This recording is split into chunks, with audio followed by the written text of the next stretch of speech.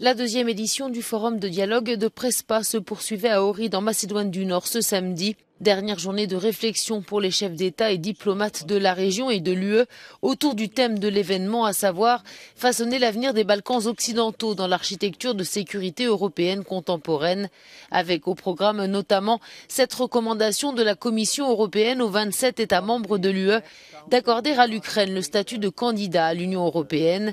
L'heure est à l'analyse. Pour le président slovène, il est probable que le prochain Conseil de l'Union européenne n'aurait jamais débattu du statut de candidat de l'Ukraine à l'UE si ce pays n'était pas en guerre. Mais je pense que c'est une bonne initiative et je la soutiens.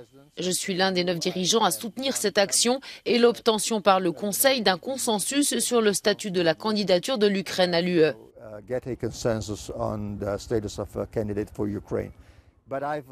Je viens cependant parallèlement d'envoyer une lettre officielle au président du Conseil européen, Charles Michel, pour que la Bosnie-Herzégovine obtienne la même chose.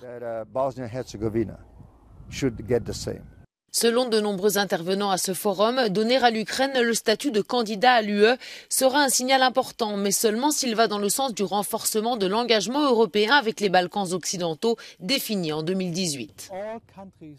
Tous les pays qui souhaitent l'élargissement sont sur la même page. La crédibilité de l'élargissement vis-à-vis de l'Ukraine, de la Moldavie, des Balkans occidentaux est la même pour tous.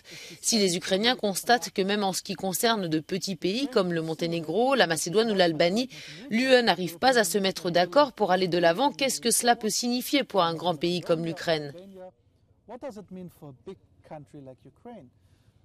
Si les Balkans occidentaux constatent qu'un pays comme l'Ukraine, qui est en guerre, n'est pas considéré plus que ça en matière d'élargissement, ils se demanderont qui peut alors croire en cette perspective d'élargissement européen.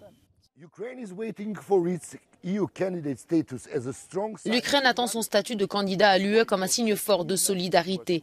La qualité de ce message de l'UE dépendra des efforts actuels de la présidence française pour convaincre la Bulgarie de lever son veto à un démarrage des négociations d'adhésion de la Macédoine du Nord et de l'Albanie à l'UE.